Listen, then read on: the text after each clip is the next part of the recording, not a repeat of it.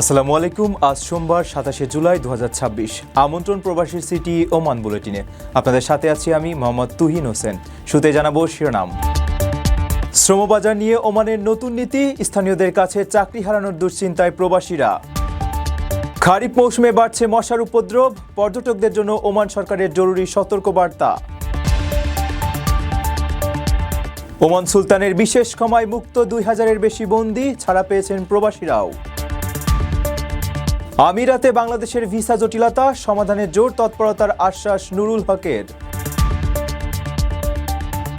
আলো নেই চোখে, আঙুলের স্পর্শেই কোরআন তেলাওয়াত করে ভাইরাল এক ব্যক্তি।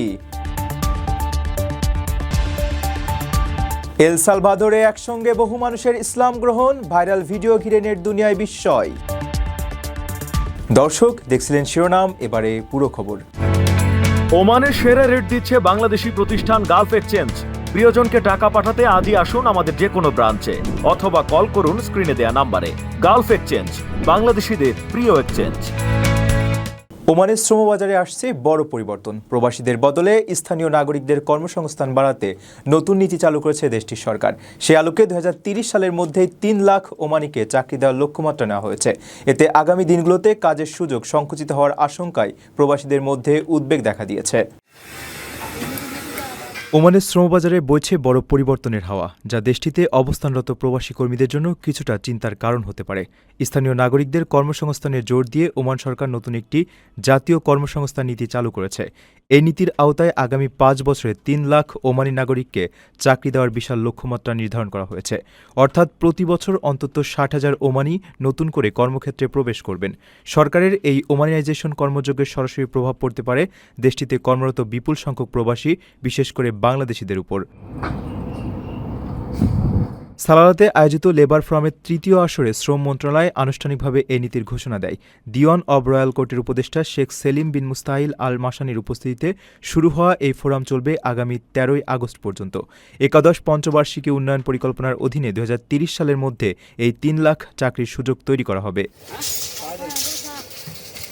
উদ্বোধনী অনুষ্ঠানে ধোপার প্রদেশের শ্রম মহাপরিচালক থেকে শুরু করে আরব শ্রম সংস্থার ঊর্ধ্বতন কর্মকর্তারা ওমানের এই নতুন যাত্রার প্রশংসা করেছেন।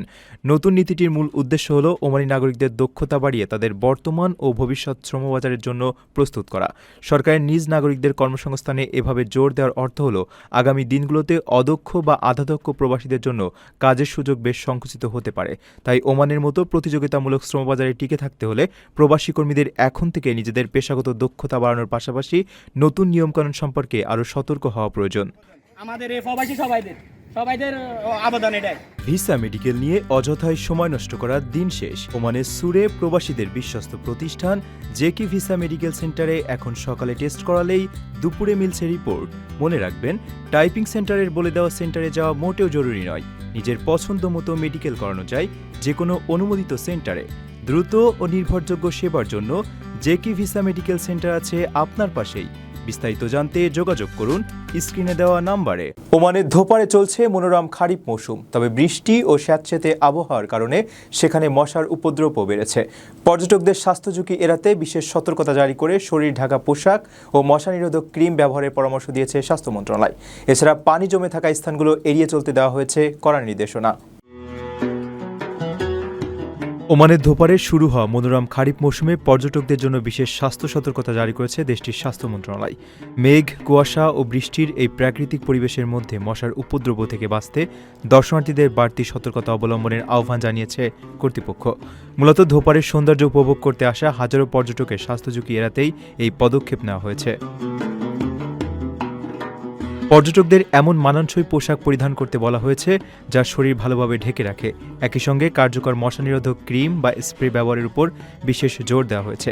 এছাড়া যেসব স্থানে পানি জমে থাকে বা পোকামাকড়ের আনাগোনা বেশি, সেসব এলাকা এড়িয়ে চলারও করা পরামর্শ দিয়েছে ওমানের স্বাস্থ্য মন্ত্রণালয়। খারিফ মৌসুমের স্যাঁতসেঁতে আবহাওয়ায় মশাবাহিত যে কোনো রোগের প্রকোপ বাড়ার আশঙ্কা থেকেই এই আগাম সতর্কতা। ভ্রমণের সময় পর্যটকদের নিজেদের শারীরিক অবস্থার দিকে সার্বক্ষণিক নজর রাখতে বলা হয়েছে। শরীরে কোনো অস্বাভাবিক উপসর্গ দেখা দিলে বা অসুস্থ বোধ করলে দেরি না করে তাৎক্ষণিকভাবে চিকিৎসকের শরণাপন্ন হওয়ার পরামর্শ দেওয়া হয়েছে। ধোপারে আগত সবার ভ্রমণ যেন সম্পূর্ণ নিরাপদ, আনন্দদায়ক ও স্বাস্থ্যকর হয় তা নিশ্চিত করতেই এই সমন্বিত সতর্কতামূলক ব্যবস্থা নিয়েছে সংশ্লিষ্ট কর্তৃপক্ষ।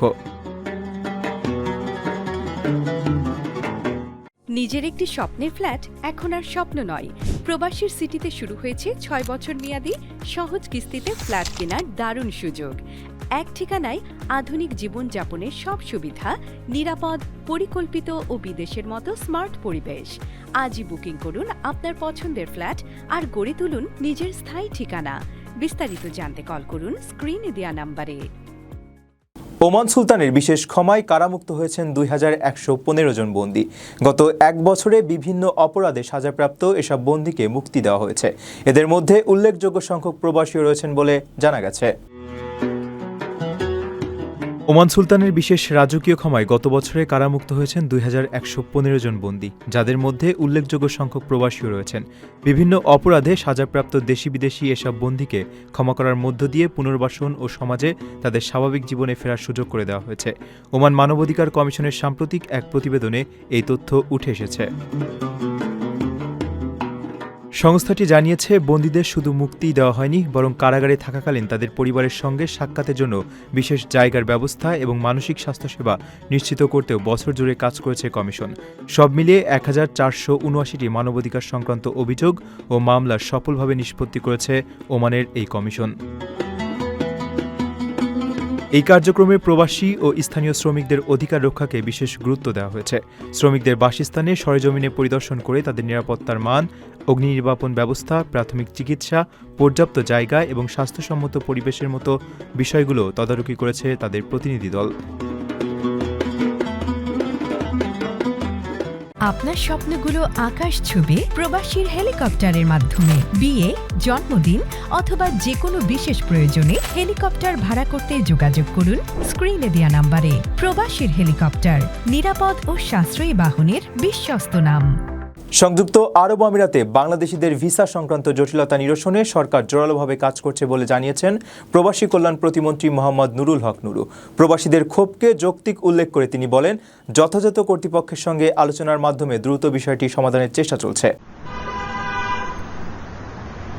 আমিরাতে বাংলাদেশিদের ভিসা সংক্রান্ত জটিলতা নিরসনে সরকার কাজ করছে বলে জানিয়েছেন প্রবাসী কল্যাণ ও বৈদেশিক কর্মসংস্থান প্রতিমন্ত্রী মোহাম্মদ নুরুল হক নুরু। রোববার রাতে সামাজিক যোগাযোগ মাধ্যম ফেসবুকে দেওয়া এক পোস্টে তিনি একথা জানান। নূর তার পোস্টে উল্লেখ করেন, আমিরাতের ভিসা জটিলতার বিষয়টি তারা অবগত আছেন। এ বিষয়ে যথাযথ কর্তৃপক্ষের সঙ্গে আলোচনা করে সমাধানের চেষ্টা চলছে।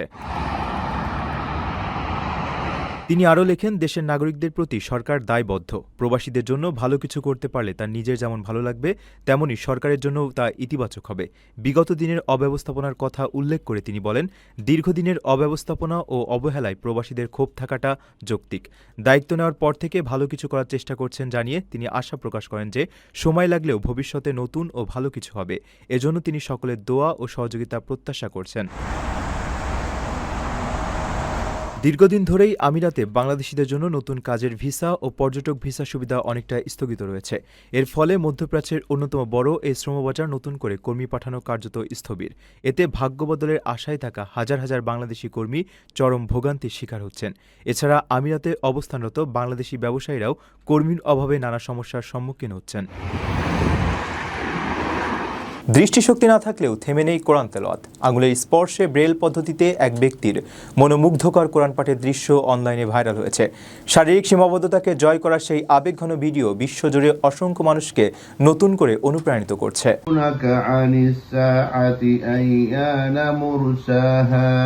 চোখে আলো নেই, তবুও দৃষ্টিশক্তিহীন এক ব্যক্তির ব্রেইল পদ্ধতিতে কোরআন তেলাওয়াতের দৃশ্য সম্প্রতি ভাইরাল হয়েছে নেট দুনিয়ায়।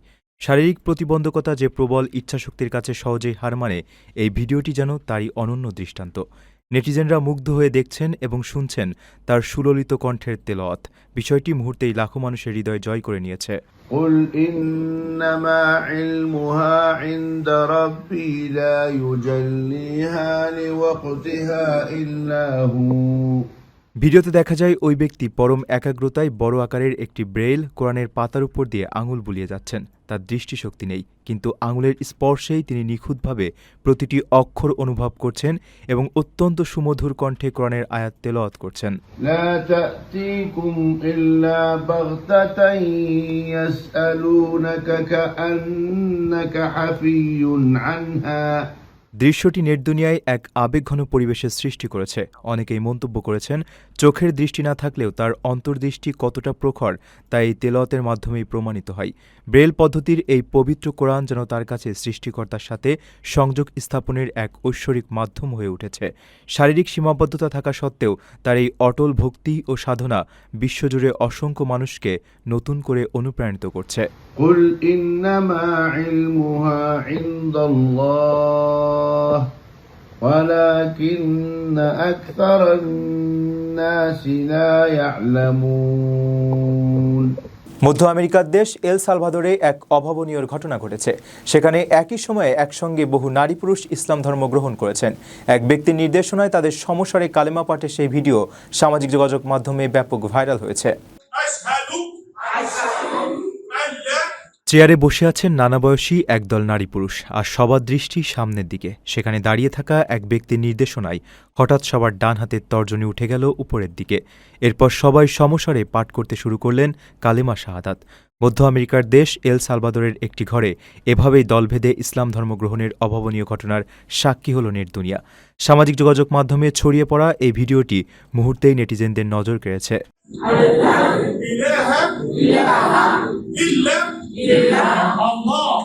ভাইরাল ওই ভিডিওতে দেখা যায় উপস্থিত মানুষদের প্রথমে আরবি ও পরে স্প্যানিশ ভাষায় কালেমা পড়ানো হচ্ছে।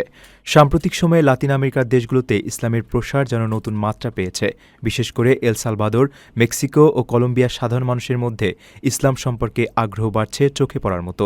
একসঙ্গে এত মানুষের ধর্মগ্রহণের এই দৃশ্যটি মূলত স্প্যানিশ ভাষাভাষী অঞ্চলে ইসলামের প্রতি সেই ক্রমবর্ধমান আকর্ষণেরই এক বাস্তব চিত্র।